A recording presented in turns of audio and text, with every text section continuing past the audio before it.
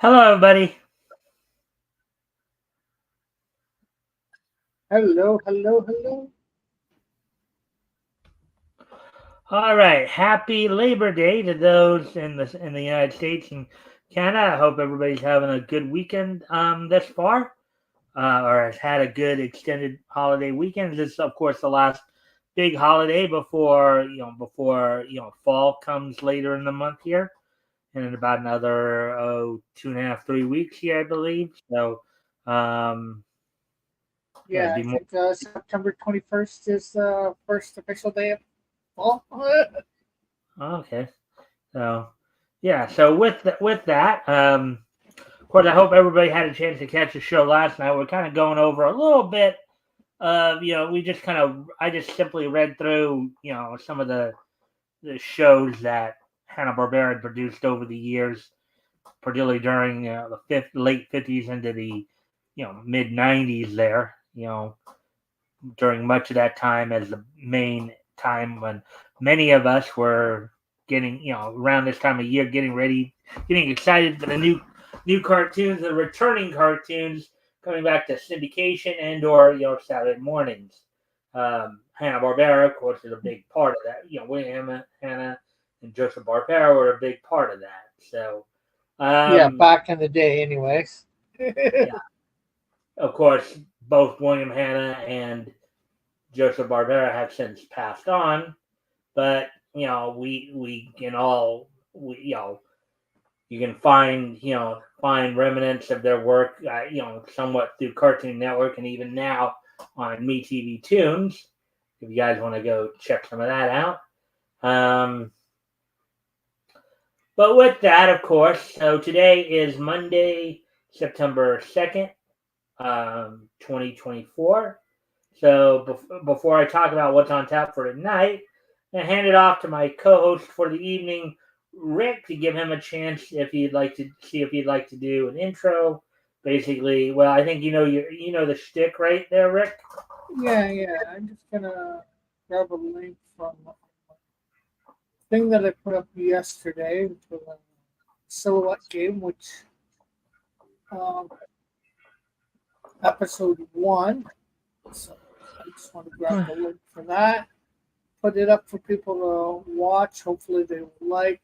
Um, episode two will be coming soon. Well, hopefully, technically, episode two will be in amongst the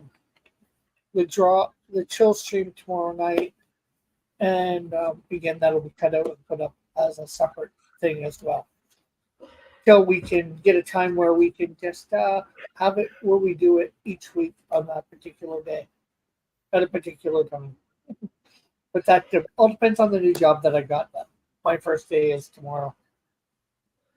Well, happy birthday, happy early Yeah, birthday here. birth, Um, early birthday. well, didn't you say that tomorrow was your birthday? No, I said it's my first day, my new job. Oh, okay. I thought you said it was your birthday for a moment there. Well, good luck on your first day tomorrow. So, guys, so there's the link. If you guys want to go check out Rick's channel, check out the Silhouette game, you know, feel free to do so. So, anything else you'd like to add before we move on, Rick? Nothing that I can think of at this time. All right, so we'll go ahead and start moving on in a bit here. So tonight, guys, what's on tap for tonight? We've got three articles from Bleeding Full. For you, two of them, our favorite writer, Avi, but they're actually kind of short articles. At least his are. So the three articles. One's talking about the new Transformers comic being published by Skybound. It's apparently outselling every single DC comic right now. That's one of the big news stories. Well, Also, unfortunately, that's not a hard thing to do right now. I don't think it's you know, sad, but it's. I don't think it's that also, hard. also Garth Ennis is adapting his horror comic Cross to film. We'll take a look at that, and then also the Terminator in comics is celebrating 40th anniversary with a humble bundle.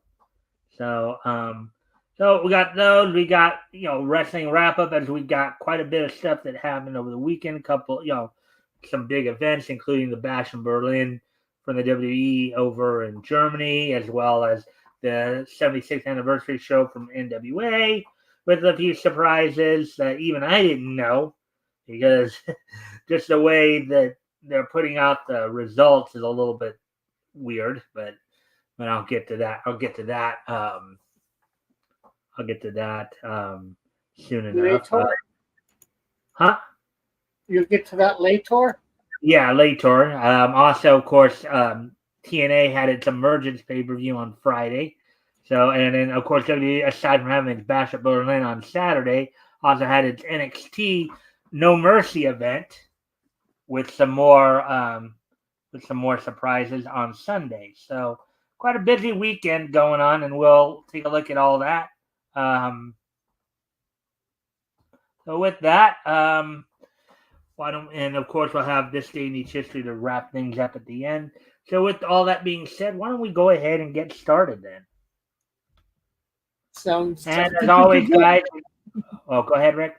I just said sounds good. All right, and for those who are in the chat, you guys can like and share the stream. See if we can get some more friendly people in here to engage. That'd be appreciated. Also, if anything we talk about during the show grabs your attention, feel free to comment and or ask questions. We'll try to answer the questions to the best of our ability. So with all that being said, let's go ahead and get to this first article here. And this one I think will be, as I said, these first two I think are kind of quickies from what I was seeing. So report: new Transformer comics outselling every single DC comic. Article by Avi Green published this past Friday on the 30th, August 30th. So, and look, there's the comic version of Ratchet and yeah, and also the classic G1 cartoon version. Yep. Yep. Although I think the was not his the Autobot symbol on the mirror or the window, I should say, not the underside. I don't know. Doesn't matter, I guess. Oh, you're talking about Ratchet there? Yeah. Actually, yeah, I think you're right. I think in the show they may have had it on the chest or on the glass there.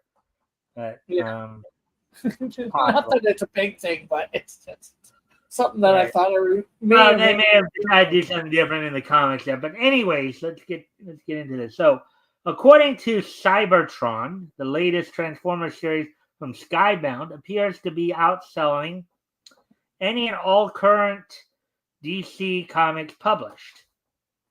And this is, I guess, from now Cybertron, as I recall, is basically the website for all things Transformers, I believe. Either that or it's a newsletter or something like that. But anyways, with that being said, let's go ahead and take a look at this. So the Skybound comic is currently beloved by many fans and critics. So much so that it won the most prestigious awards at the Eisners, the best continuing series, in parentheses, equivalent of Best Picture at the Oscars, and best in parentheses, and Best Writer Artist. And when it comes to fans, well, comic shops have such great demand for it that and in the latest sales charts for the month of May, the 8th issue of the series outsold, and they bolded this right here, outsold every single comic published by DC that month. And yes, that includes Batman, which is DC's best-selling comic character. Yeah, now, so they're saying this happened for 1 month. Yeah. Now let's see what Avi has to say here. We're back to Avi. The only problem is, for the millionth time in at least a few years, no actual sales figures are provided, just dollar prices. Well, I don't know about dollar prices, but And technically, dollar price or units is outselling one way or the other. You know, because maybe they charge less per unit, but they've sold more units, so technically that's outselling.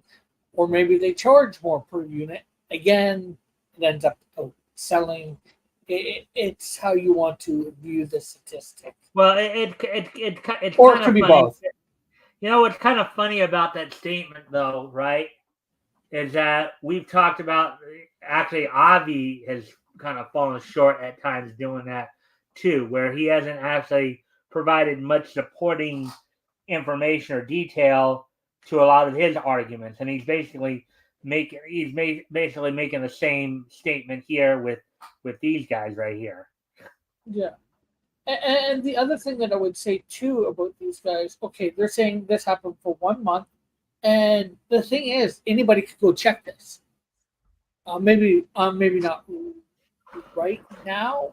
I'm not sure, um, but somebody could go check this at some point to see whether it's accurate. Yeah. It's not like you can't check it to see whether it's inaccurate. Avi could have went and checked figures to see whether it was correct or not. I'm assuming the public has access to this. Because we know websites and stuff Or like if he even knows where to look too, because who well, who really does anybody really know like where that information would be, like if there is a like Yellow Flash and people like that have gone over stuff like this. The yeah. sales for stuff per month. Yeah, I think yeah, you're right, because I know Yellow Flash, I think uses I think it's ICV2 or something like that. Yeah, That I don't know where it is myself, but I know the sites are out there, and if you go looking, you can find them that show this. Maybe they're not. Obviously, you're not going to get August in there, or you're probably not even going to get July. But I'm not sure what month this was saying. It says May. You might be get May, or you might get March or April. I'm not sure how far behind they are on that stuff. So my point is, okay, maybe it's not checkable. If it's not checkable right this moment, it can be checked in the next couple months. And um, so according to, because I went back up to the yeah, article there, it says right there, month of May, the 8th issue yeah, of the series. yeah. So Okay, so that might be checkable right now. I don't know for sure. Again, I don't know how fast these sites get this stuff up or whatever. Because I'm no expert on doing this. I just know the stuff's out there. So, okay, yeah, sure, they didn't provide it, but it would be nice if they did, but it is verifiable one way or another, or yeah, will be shortly verifiable. yeah. So is this Just a serious So is this a serious victory? Because how do we know it even sold in the 6-digit figures? Unfortunately, we don't, and it's dishonest to withhold the figures at all. What I do hope is that, from an artistic perspective, Hasbro's famous Robo franchise, that's already 4 decades old, will be handled with talent in this new take and be an improvement upon IDW's previous renditions, which sank into wokeness after a number of years. Yeah, this it was IDW who was trying to like push the whole transgenderism among robots kind of Yeah. thing Well, there. there's the problem is these companies can start out good and then they go belly they go bad because they want to appeal to somebody that's not buying their comics to try and get them to buy their comics when they're not going to anyways. Yeah. But like I said, I know I made the point about the figures. Avi, I think is being a little bit disingenuous by not saying, "Oh well, these figures can be looked up." Maybe they didn't provide them in the article. Maybe you have to do a little bit of sleuth to see whether they're telling the truth or not. You know. All right. Well, I'm actually right now. So top 50 for 2024 here. Let me see if I can find. For May 2024. Yeah, that's what I'm trying to do. Yeah, and this will show whether just in us doing it, how easy it is. Because Especially me, because this isn't my cup of tea, obviously. yeah,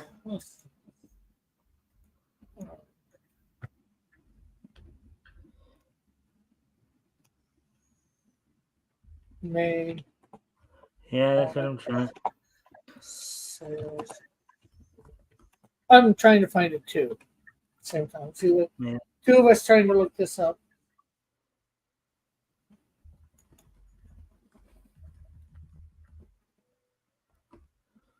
Yeah, Transformers number 8 was at the number 4 position. They doesn't say how many they sold here at ICV2. It just says 399, and yeah, it's 3 above Batman 147. So I'm sure if we look further, you could find money. I'm trying to do that right now. Well, I'm not saying that you have to. I'm just saying if somebody wanted to, you know. Yeah, but I think they do have stuff here, but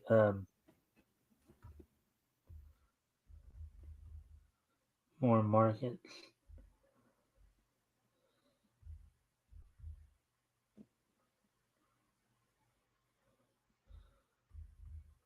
Maybe that maybe Yeah, the people. I'm not.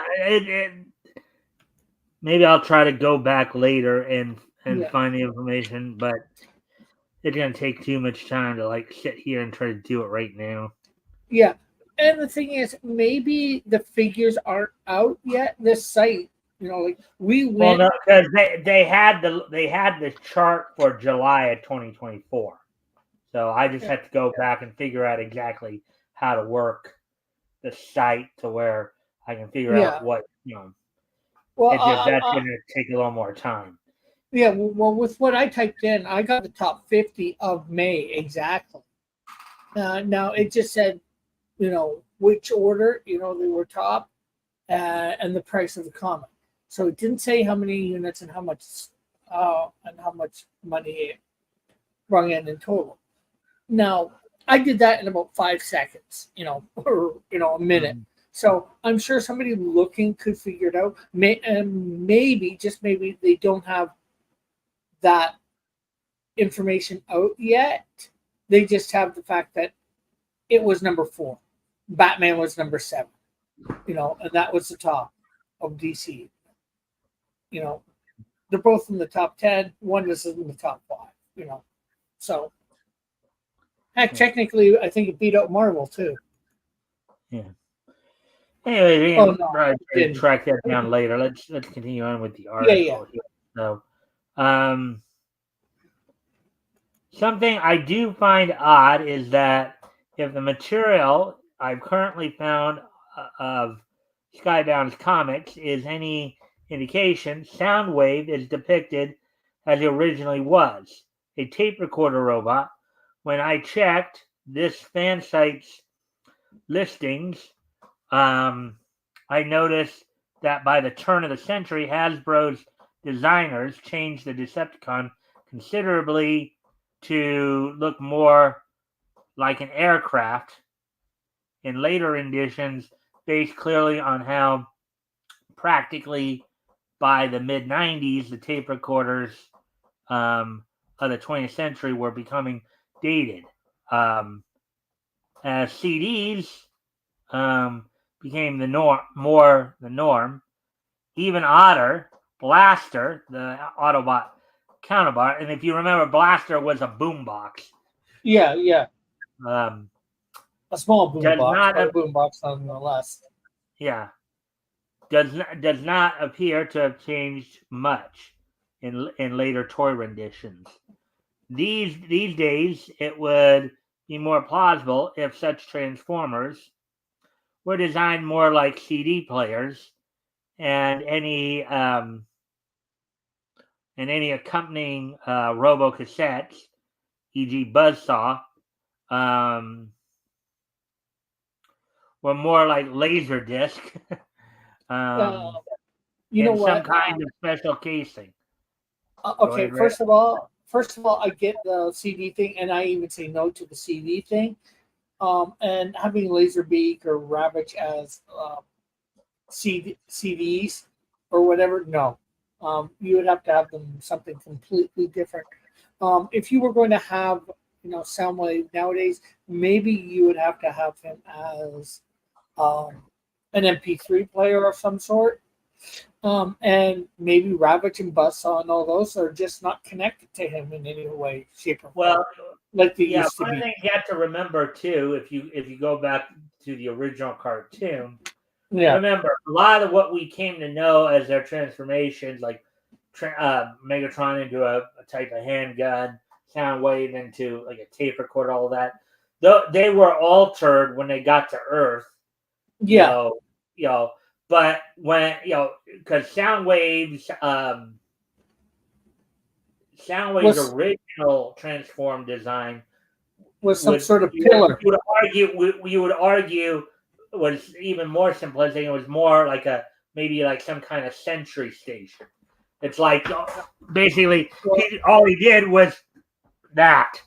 Yeah, actually, with that, I would actually say some sort of pillar, because there were other things around just like him there, what he transformed into, and they just seemed to be pillars of some sort, So he just transformed into some sort of pillar thing. Now, why a pillar would have, I won't say cassettes, but stuff in it like that, that's a different thing. Well, as I said, that's why I was saying maybe like a sentry station or sentry station or something like that, some kind of like observation, device or something like that, Yeah, like but basically, basically Cybertron's version of like a security camera. Yeah, I get what you're saying, but just in the looking at the footage, there was one right next to him. There was one across the quote unquote street from him that looked the exact same as him. So, it was more like maybe they were all sentry post. Maybe they were all sentry post. Yeah, it's hard to say, but yeah, to me, it just. It wasn't one of those things that was pertinent given a lot of thought. Particular plot line, right? Yeah. We think about it now, 50 years later, and it's like, or 40 years later. But we don't know what he was supposed to be exactly. Maybe we could ask the original people, but maybe they might not even know. Who cares? Yeah, I get bringing these Transformers up to date, but in the comic, if they're going back to the 80s or whatever, I'm not sure what they're doing in the comics myself. So because I'm not reading them, so hey, they want to have them as a tape cassette. That's up to them. Right. In the comic, people are liking it, so why not? Anyways, right. So while I'm fully in favor of surrealism and suspension of belief, it's still admittedly surprising to see something old-fashioned like this in emphasis. And there's the comic design right there. Soundwave right there. As for outselling even Batman, well, let us decidedly take the moment to note again how sad it is that Superman continues to be marginalized in favor of the series with the dark emphasis. All because some of the worst writers and editors brought everything down to a shambles since the early 2000s. Okay, so maybe Avi himself just isn't keen on darker characters, because if you think about it, Batman has always been a dark character. Yeah, even Superman was darker once. And hello, Mammy, how are you? Mammy asks, are you a fan of John Edward Maldine's work? I'm not sure who that is offhand. Unfortunately, I don't usually pay attention to the artists and comic books and all that. Edward Melendez. I don't even know who he is either. I don't even know who he is either. Is John. he even comic book or manga or whatever? Or anything? Let me see whether I can find out quick. I think if I remember mommy here correctly, he might be likely a British actor or something like that, because I think she asked me about. Yeah. Oh, he's a comedian. Oh, okay. Yeah, We he's we been on the don't, road. we don't really focus too much on mainstream entertainment, mommy. We focus more on like anime, cartoons, comics, manga, pro wrestling. Yeah, I can't say I've heard of him. You know, like I don't mind comedians and all that. I watch some of the shows that they get to produce. You know, so I can't say I've ever heard. Till now, I haven't even. Sorry, Mike and V. Well, when Oh, we say comics, we're talking about comic books, like comic books, comic magazines. You know, yeah, so yeah, that's what we're talking about. and no problem with the confusion. Dabbles in comedy. All right, so yeah. Anyway, so if you can like and share the stream, see if we can get some more friendly people to engage, that'd be appreciated. Also, if anything here grabs your attention, feel free to comment and or ask questions. So, as we continue with the article now, yeah, which is about the sales of a recent Transformers book, Transformers comic. For the sake of political correctness of all sorts, that only got worse ever since. On the other hand, a shame there aren't more independent comics selling high, since I realize there's bound to be better stuff out there in various genres that could be given more sales. Though, as realists must remember, even those sales are bound to be well below 100,000 copies if they continue to be published as pamphlets. Now, I must say one thing. You know, as much as I'm not sure who's putting out the Transformers. Maybe they're a bit of an independent company, but Transformers itself is a big name. It's as big as, you know, I have to say it's as big as Superman or Batman. They are. You know, so the fact that their comics are selling it as well would not surprise me in the least. And it shouldn't surprise. I don't think any comic book fan or a cartoon fan, however you want to put it, you know. Yeah, but I don't know if I don't know if when people I don't know if you were to ask people what Transformers was, I don't know if comic would necessarily like. If you ask what Superman or Batman was, comic is usually what would first come to mind. You know, Oh yeah, well, Transformers. They would say either cartoon or. I don't know if comic would be the first thing that comes to mind. Maybe cartoon would be the cartoon or live action film. Yeah, sure. Okay, maybe there's that, but it's a crossover field because we do have Superman and Batman and that as well. It's not where it started, really. I can concur, but I'm just saying, Transformers are just as famous as thing. You know, like I'm pretty sure most people can name Optimus. So you're basically saying they're just as big a franchise as Superman and Batman. Yeah, you know, because I'm pretty sure most people can name Optimus Prime, Bumblebee, and Megatron. Maybe even Soundwave and Starscream. Mm-hmm. Just like most people could name Superman, Batman, Spider-Man. Maybe Wonder Woman, and maybe a couple others, Flash or Green Lantern. Yeah. So let's get this article finished here.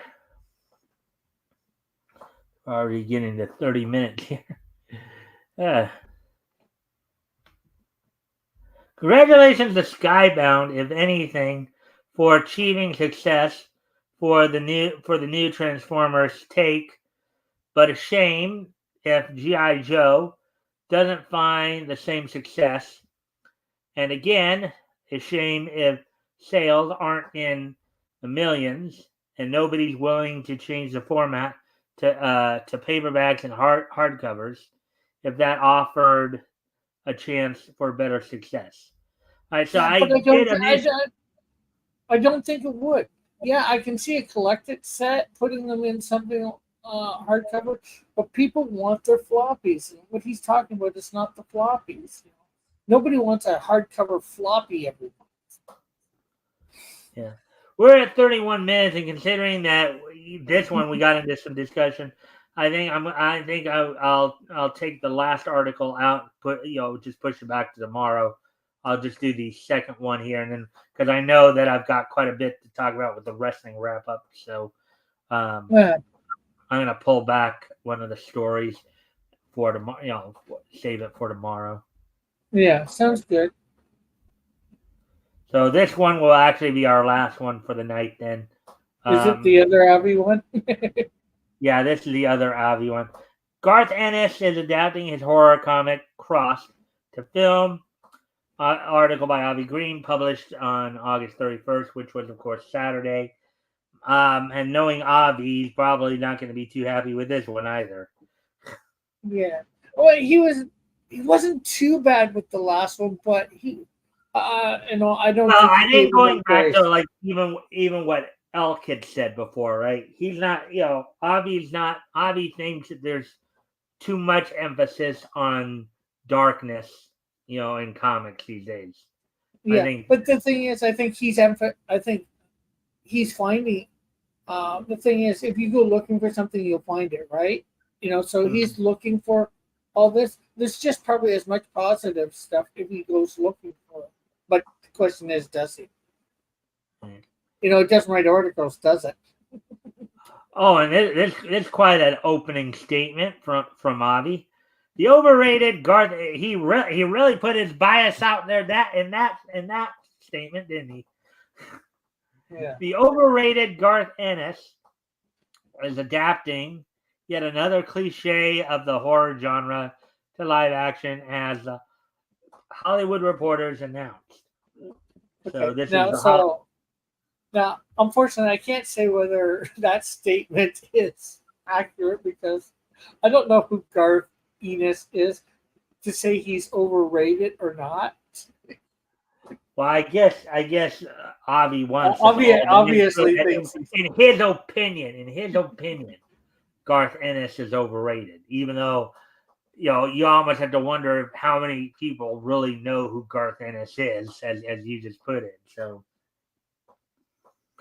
but let's get into the article, and this is from the Hollywood Reporter article. So Garth Ennis is ready to cross another comic book adaptation of his list. The creator, whose Preacher and The Boys have already been adapted for TV. So The Boys, I know that was a kind of a popular TV show. and it still is. It's just finished its fourth season. Preacher is a fairly big comic too. It's had a couple different adaptations. I didn't know obviously who wrote these things because unfortunately I'm not as I don't get into it as much as I should in that respect. Right. But okay, if he's saying this guy's overrated when these seven big properties have been made into things and they're fairly popular, I think he's a little. Well, I'm sure later in the article here we'll find out why he thinks Garth Ennis is overrated. But Yeah, I think he's just. I'm not sure what the right word is. Well, I mean, just the way he said that, you knew that he was letting everybody know his bias. Yeah, okay? Yeah. Well, I guess that's it. Exactly, he is biased. He overrated Garth Ennis. Okay, that's almost like a statement of arrogance. Almost, it's like it's like Avi is trying to tell you right there. My opinion matters, and in my opinion, Cardenas is overrated because I am the agree. end all be all of all writers, and you should agree with me because I'm Avi Green. That's basically what the impression I get. But anyway, getting back to the article here, has penned a script for a movie adaptation of his comic Crossed. And now indie outfit Six Studios has acquired the screenplay with an intention to finance and back the movie. Crossed takes place in a pandemic-stricken world in which those who catch a disease are marked with a cross-like rash on their face. Those afflicted follow their worst impulses. Think a zombie apocalypse, but instead of zombies, these are humans who retain their intellect, but are homicidal maniacs. Yeah, I must say I'm not really too enthused by they get across like rash and then they start acting like madmen. Yeah. Six Studios Choi says the script is an intimate human story. Yeah, I don't know if anybody wants to think of people walking around with cross-like rashes on their face having anything to do with intimacy. I don't really think people want to think about that. Yeah. Quote, it was the most faithful adaptation possible, unquote, says Choi, who likens it to Contagion meets The Walking Dead, with hints of Alex Garland's Civil War, in that it's the road movie across a ravaged United States. And now we're back to Avi speaking here, and this is a pretty quick article. This was even quicker than the last one here. It's one thing to write up a post-apocalyptic adventure, but once again, we get a horror-themed tale rammed down our throats, and no genuine comedy. Okay. I'm sorry. We don't get it rammed down our throats because unless you go out and buy the book or you go and watch the movie purposely, it's not rammed down your throats. He made it, he wrote it, somebody picked it up, fine, and it was put on the shelves. People liked it, people bought it. That's not rammed down people's throats. Yeah. I'm sorry. I mean, that is just a bad thing. I get what you're saying. I think, again, going back to what I said earlier, I think Avi just believes people are putting out too much darkness in their content. Obviously, Avi has a very big bias towards these things. Yeah, I think in his point of view, it's at least for every horror story, there's a positive story. For every dark story, there's a light story. And I think in his case, the ratio is for every 3 dark stories, there's a light story, right? I think that's Avi's perception of things. Yeah. And he just thinks that's, and I think in his opinion, he believes it's too much. Yeah. And obviously he has a right to his opinion. I just think he's a little whacked with his opinion, to say it nicely. Yeah. And he'd probably think I'm whacked with my opinion, just like he thinks these people are whacked or whatever to put out the material. Yeah. And no genuine comedy. What is it that's drawing anybody to this kind of frustrating exercise in futility? Well, they're just people who like it. Just because you don't doesn't mean that everybody has to have the same taste as you there, Avi. What's human about this? How about the fact that we went through, 2 to 3 years of something similar in real life? So people want to see, I guess, a version of it.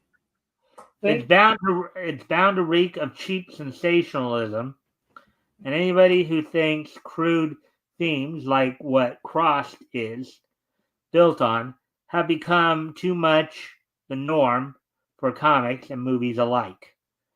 Would do well to cross it off their list of films to see.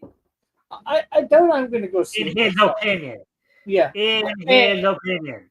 Yeah. Let's be perfectly clear on that. In Avi's opinion. Yeah. And he has a right to that. But I doubt I'm going to go see it. I'm maybe if I came across it on TV or whatever for free to watch it, I might, not knowing. But the other thing for me is you're going based on so little information. You haven't actually watched or read this comic. You're going based on nothing, and you're complaining about something that you know nothing about or very minimal about. And that's what I think a big problem of. Well, even though he doesn't seem to indicate it, it almost sounds like he may have at least read the comic or something, because he did have at least some basic understanding what the storyline was. Well, he may not have enough to where it might justify his opinion, but to me, it sounds like he's just going based on the little bit that the little excerpt that you get from whatever what they said it's supposed to be about, or maybe a quick synopsis or something that he read, and he said he doesn't even know what's in it because he says, "Oh, it's most likely got sensationalism of this stuff in it." He doesn't know because he hasn't read it. Mm-hmm. And it's one thing to I guess, and we all do it. I guess I just try before I criticize something like that, or if I'm going to criticize, I say I make sure people know I haven't read this. I don't know this much, just based on the little bit that I've read or heard or whatever. If you're going to really want to criticize something, go watch it, go read it. Maybe you don't really want to feed your mind that stuff. I get it. But if you don't want to feed your mind that stuff,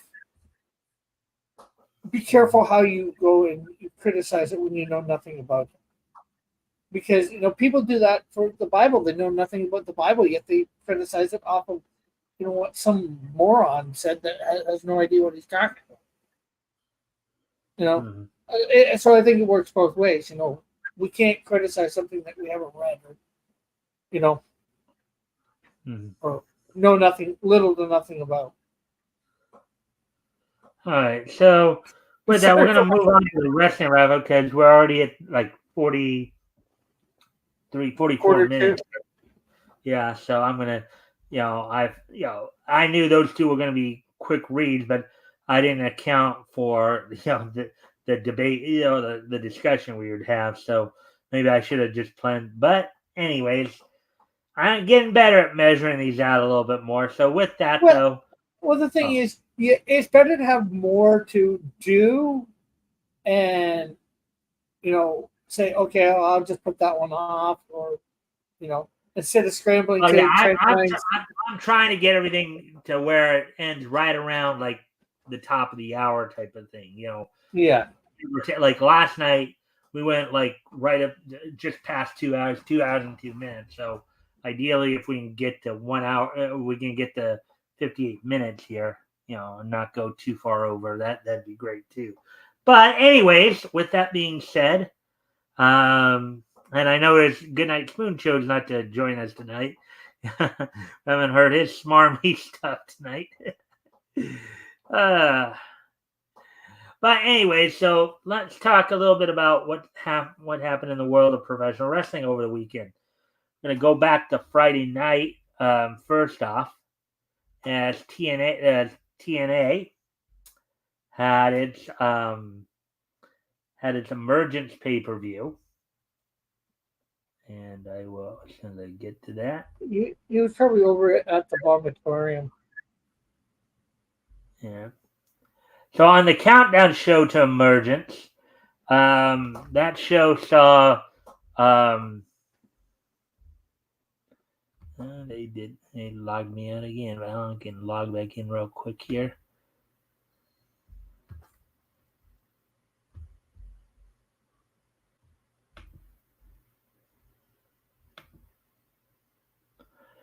There we go. With that, so on the countdown show to Emergence, Frankie Kazarian defeated Kushida in a one-on-one match. And in a match for the TNA Digital Media and International title, PCO, with Steph DeLander in his corner, defeated Shera, representing Matt Cardona. So,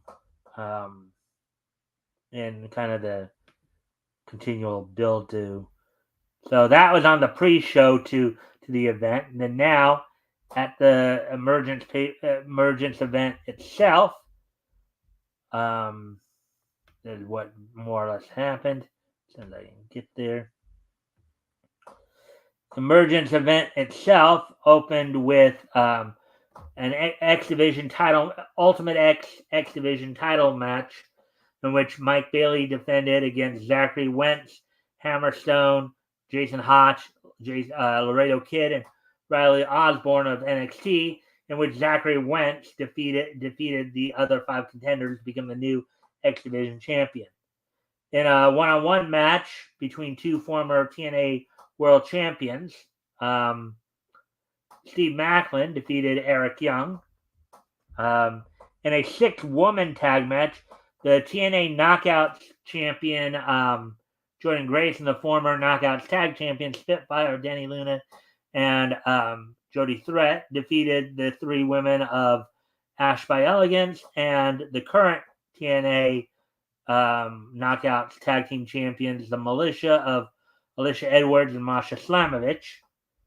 In a match for the TNA World Tag Team titles, current champions ABC of Ace Austin and Chris Bay fended off the challenge of the duo from First Class of AJ Francis and KC Navarro. In an 8-man tag match, the System of Moose, Eddie Edwards, Brian Myers, and JDC defeated the Hardy Boys, Jeff and Matt Hardy, Joe Hendry, and Mike Santana. And in a 60-man Iron Man match for the TNA World title, Nick Nemeth, formerly known to everybody as Dolph Ziggler, but now going by his real name of Nick Nemeth, beat Josh Alexander, a former TNA World Champion, 3 falls to 2. And just as a reminder, in a 60-man Iron Man match, you basically have, within a 60-minute time limit, see who can score the most pinfalls in that time limit to determine who wins the match. So that all happened at some other quick little notes from Emergence, of course. JBL made an appearance at Emergence at the very end, basically going in to congratulate Nick Nemeth on his win after his match. And he came out in an interview today where he was talking about, well, the reason he was there was to do some recruiting for Triple H. As I've talked about before, the WWE has been doing some co-promotional work with TNA in the last couple months here. So we'll just see, and we'll talk a little bit about that in a few minutes when we talk about NXT's No Mercy pay-per-view that happened yesterday. So with that, we're going to move on to what went down on Saturday. A couple of shows went down on Saturday, including the 76th anniversary show and the Bash at Berlin. We'll do the Bash at Berlin first because that would have happened earlier, because that one happened in Germany. That one happened in Germany.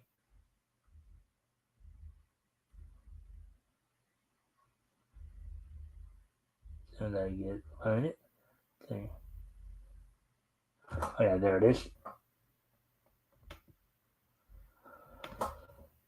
So at Bash, so the show opened up with Cody Rhodes defending the WWE and WWE Universal titles. Kevin Owens, in which he got the win in 26 minutes 10.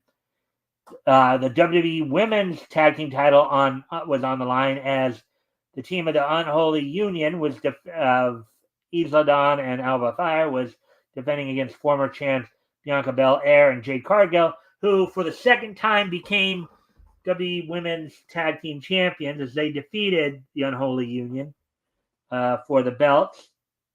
In a strap match, and this was more of a traditional strap match, CM Punk defeated Drew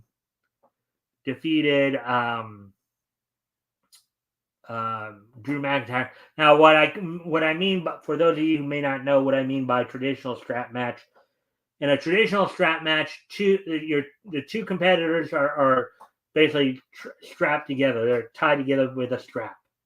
The idea is to incapacitate your opponent enough to be able to drag them around the ring and tag all four corners in a consecutive order. So CM Punk outlasted. Now, as always, a lot of times the matches can evolve into, like in this case, like they did a whipping match where they were whipping each other with a strap. So in a mixed tag team match, the team now calling themselves the Terratons, two former members of the Judgment Day of former WWE World Champion Damian Priest and former WWE World Women's Champion Rhea Ripley, took on the Judgment Day duo of Dominic Mysterio and current World Women's Champion Liv Morgan. Then in the main event, saw Gunther defeat Randy Orton to retain the WWE World Heavyweight title via referee's decision. And what many were calling it a passing of the torch moment from Randy Orton to Gunther, basically turning Randy Orton from being the legend killer to the legend maker. For those who may remember some of his work in earlier years. So that happened in Berlin, Germany, while happening here in the States at the 2300 Arena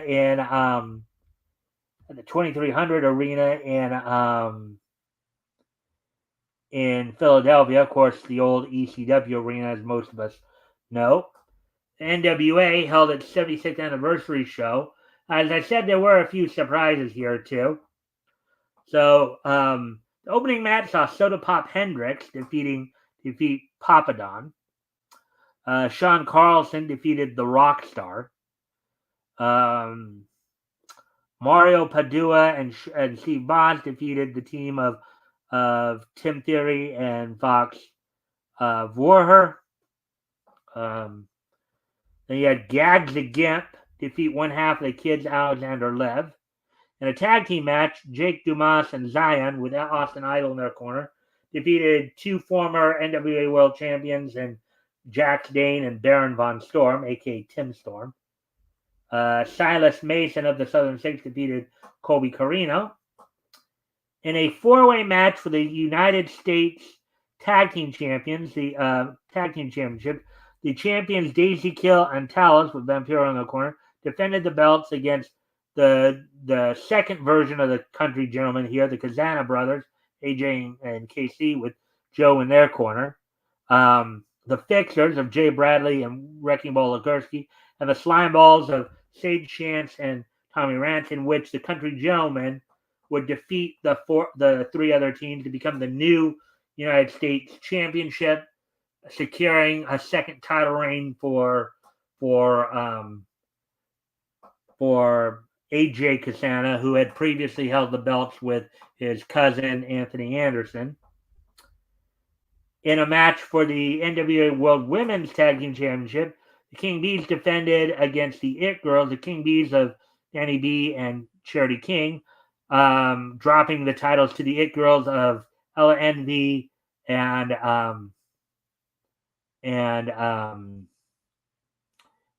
Miss Samantha Starr, who of course is the daughter of Baby Doll and Sam Houston aka Michael and Michael and Patricia, I believe, Smith. Of course, this marks Ella Envy's fourth reign as World Women's Tag Team Champion with four different partners. So she's becoming quite known as a tag team specialist. In a number one contendership match for the NWA World Junior Heavyweight title, Jack Cartwheel defeated Alex Misery to become the number one contender to the junior heavyweight title, currently held by Alex Taylor, who defeated former champ Joe Alonzo at an event in NWA Chicago. In a number one contendership, Mildred Burke Invitational Battle Royal to determine the number one contender to the World Women's title, Natalia Markova outlasted 1, 2, 3, 4, 5, 6, 7, 8, 9, 10, 11, 12. So basically, in a match that included 13 women here, Natalia Markova outlasted them all to become the number one contender to the World Women's Champion, currently held by Kenzie Page. In a Liberty Bell Brawl tag team match, the former United States champion, the Immortals of Kratos and Odinson, defeated the former World Tag Team Champions. I got to explain that a little bit. Carnage and Damage, as actually up until at least yesterday, it was acknowledged that Blunt Force Trauma was actually the NWA World Tag Team Champions. However, going into yesterday's event, they were not. I have a theory as to why, but and I'll get to that in a moment here. In a match for the vacated NWA National Heavyweight title, I guess it was reported that the day before this event, Tom Latimer, who was the National Heavyweight Champion, had decided to vacate the title to take a shot at NWA World title, basically taking advantage of the Lucky 7 rule in the NWA, in which if you have 7 successful title defenses, you can challenge for a belt of your choosing. Mims outlasted 3 other men in a 4-way match to become the new National Heavyweight Champion. He had Black G's, and the 4 other men include Fight the World champion Brian Idol, Burchill, and Carson Drake. Kenzie Page retained the NWA World Women's title over Maxie Impaler, who is currently, of course, both the World Television and World Women's Television Champion. In a match for the NWA World Tag Team titles, Knox and Murdoch successfully defended them against the Southern Six. Now, they haven't listed as of yet how Knox and Murdoch became the champion. My theory is they were apparently scheduled to take on Blunt Force Trauma for the titles at the Back to the Territories event back on June 1st, which was held in Knoxville, Tennessee. Now, they haven't actually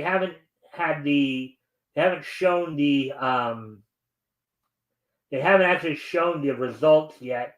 I think partly due to the fact that they were planning on having those shows broadcast on the CW app. So even though they were technically holding the titles for like almost 3 months here, they weren't acknowledged as champions until coming into this match. Because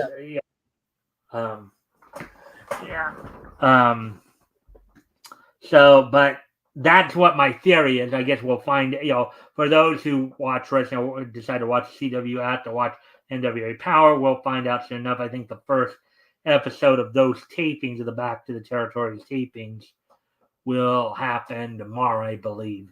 But they retained the tag titles over the Southern Six Duo of current NWA World Junior Heavyweight Champion Alex Taylor and former NWA World Junior Heavyweight Champion Kerry Morton. Of course, Kerry Morton, the son of Ricky Morton of the Rock and Roll Express fame.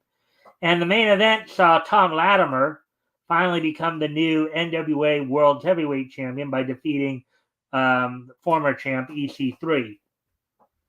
So, that's all that happened there. There was one more event that happened over the weekend here, and we're up to minute. We're just past the hour now, so I'll try to hurry along here. One more event to get through here, which is WWE NXT event. There were some significant things that happened at last night's NXT event. We have to look at as soon as I find it. The NXT No Mercy pay-per-view from the Bell Arena in Denver, Colorado. Opening match on the night saw Axiom and Nathan Frazier regain the WWE NXT tag team titles from Chase U of Adrian Chase and Ridge Holland. TNA's Zachary Wentz, who had just won the X Division title, defeated his former Rascals teammate Wes Lee in a grudge match that was set up after Lee betrayed his former Rascals partners to his NXT crew. In a match for the WWE NXT Women's North American title, Kalani Jordan retained over Wendy Chu. In a match for the WWE NXT North American title, Oba Femi retained over former champ Tony D'Angelo. Roxanne Perez defended and retained the WWE NXT Women's title over Jada Parker. After the match, we saw the NXT debut of Julia, of Japanese star Julia, who was signed to the WWE earlier this year. She had been over in Japan finishing up commitments, but she made her NXT debut last night, confronting Perez, basically telling her, "Look, I'm coming for your title, little girl. You better be ready." And in a match for the WWE NXT title with Trick Williams as the special guest referee, Ethan Page retained over the TNA's Joe Hendry, who I think the WWE is high on, looking to, as part of this crossover stuff that we were talking about, that I was telling you guys about earlier between TNA and WWE. The WWE is real high on Joe Hendry. He's actually a pretty good wrestler and entertainer. So they're real high on him to bring him into the WWE. So that's pretty much all I got on the wrestling side of things here. So now we'll and we have some. Looks like we have some comments here. Let's see. Hey, good nice one. Yeah. Okay. Then Doom. I'm stuttering. Some. All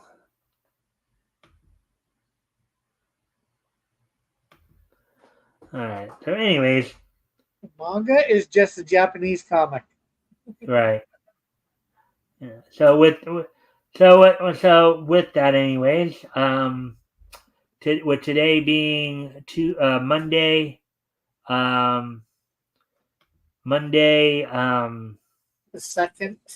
Yeah, September 2nd, 2024. Let's take a look back at this day. Each history. So, first off, we're going to head back 80 years ago today. And on this date, 80 years ago today, back in 1944, the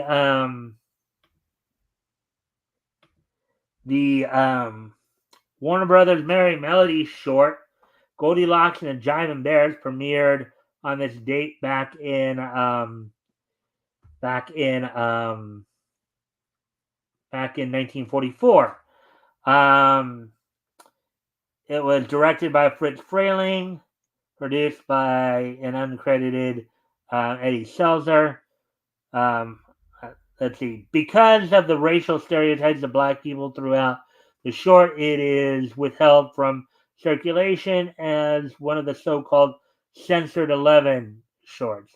It is the only censored 11 short not to be produced by Leon Schlesinger, as he had sold the studio to Warner Brothers around the release of this cartoon. The censored 11 are, I guess, a group of 11 shorts that have since been taken out of rotation due to, PC reasoning, Yeah. woke reasoning, that kind of thing. So anyways, so that, and then moving ahead to 2009, that would be our next step. Yeah, let's see now. Yeah, this one guy, I timed him out for a minute because of all this booze stuff about wanting us to read a certain thing and saying WTF. Yeah. Well, we said what manga is. Manga is a Japanese comic. Yeah. Yeah. So.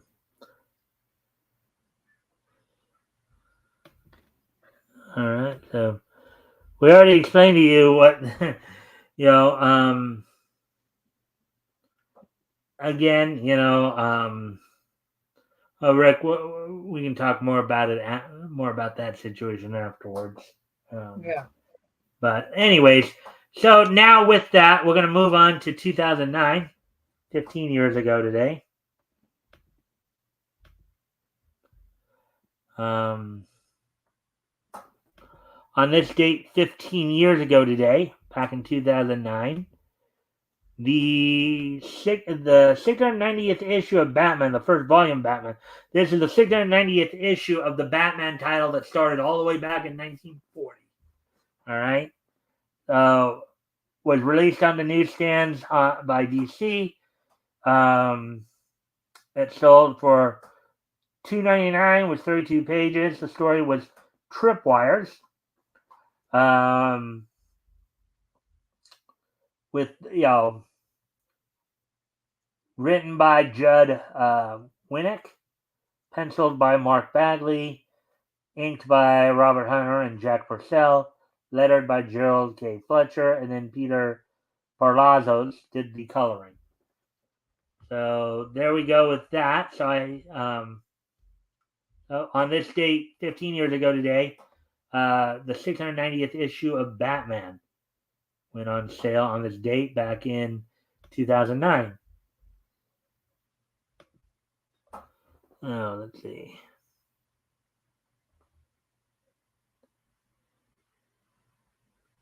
All right. Citing that Doom and mod from your channel. He was spamming the chat because he wasn't getting his way. So yeah, all right. I can expect him to. Thanks for handling that, Rick. Yeah, I expect him to either come in with another thing or flag your chat or whatever. You still see them here in StreamYard, but they're all gone from YouTube. Anybody watching? So with that though, I do thank everybody for being here tonight. Actually, before we do go, because we're going to wrap up here as we just finished up this day in each. There are only a couple of things for this day in each history today. So before we leave though, Rick, would you like to do an outro before we head out? I don't think I'm going to do one today because I don't need any pain in the butt in the next couple days on my channel tomorrow. Yeah. All right. Well, with that, okay. So with that, then, and I'll send you the links Wednesday morning, of course, and I'll try to pop in tomorrow night to say hi and all that. But with that, I thank everybody for being here tonight. I hope everybody enjoyed the show, despite the obvious attempt at distraction. So with that, I thank everybody for being here, and we will see you all tomorrow. Bye. You weren't timed out. Good night, Spoon. Don't lie.